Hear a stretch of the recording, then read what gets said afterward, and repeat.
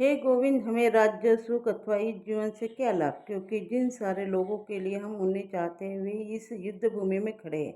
हे मधुसूदन, जब गुरुजन, पितृगण, पुत्रगण, पितामह, मामा, ससुर, पौत्रगण, साले तथा अन्य सारे संबंधी अपना अपना धन एवं प्राण देने के लिए तत्पर है और मेरे समक्ष खड़े हैं, तो फिर मैं इन सबको क्यों मारना चाहूँगा, भले ही वो मुझे क्यों न मार डाले।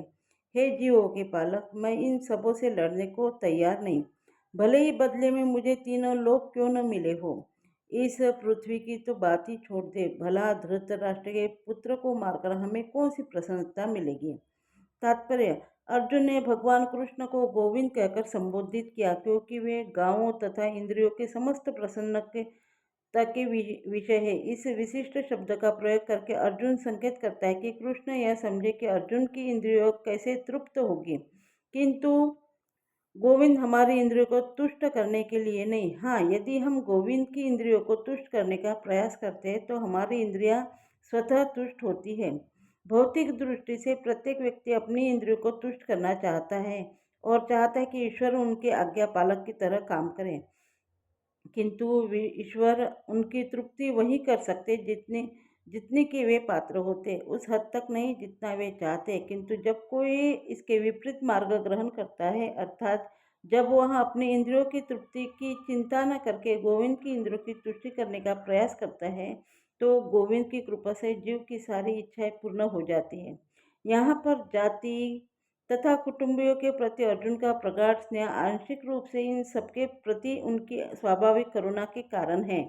अतः वह युद्ध करने के लिए तैयार नहीं है। हर व्यक्ति अपने वैभव का प्रदर्शन अपने मित्रों तथा परिजनों के समक्ष करना चाहता है, किंतु अर्जुन को भय है कि उसके सारे मित्र तथा परिजन युद्ध भूमि में मारे जाएंगे और वह विजय के पश्चात उनके साथ अपने वैभव का उपयोग नहीं कर सकेगा।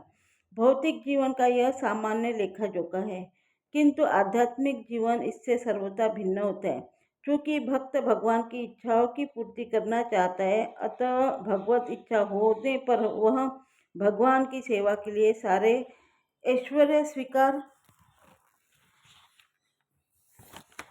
कर सकता है, किंतु यदि भगवत इच्छा न हो तो वह एक पैसा भी ग्रहण नहीं करता।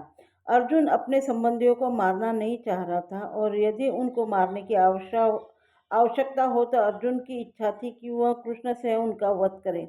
इस समय उसे यह पता नहीं कि कृष्ण इन सबों को युद्ध भूमि में आने के पूर्व ही मार चुके हैं और अब उसे निमित्त मात्र बनना है। इसका उद्घाटन अपने अगले अध्याय में होगा। भगवान का असली भक्त होने के कारण अर्जुन अपने अत्याचारी बंधु बांधवों से प्रतिशोध नहीं लेना चाहता था, किंतु यह तो भगवान की योजना थी कि सबका वध हो। भगवत दृष्टा से प्रतिशोध नहीं लेना चाहते, किंतु भगवान दृष्टों द्वारा भक्त के उत्पीड़न को सहन नहीं कर पाते। भगवान किसी व्यक्ति को अपनी इच्छा से क्षमा कर सकते हैं, किंतु यदि कोई उनके भक्तों को हानि पहुंचाता तो वे उसे क्षमा नहीं करते। इसीलिए भगवान इन दुराचारियों का वध करने के लिए उद्यत थे, यद्यपि अर्जुन उन्हें क्षमा करना चाहता था।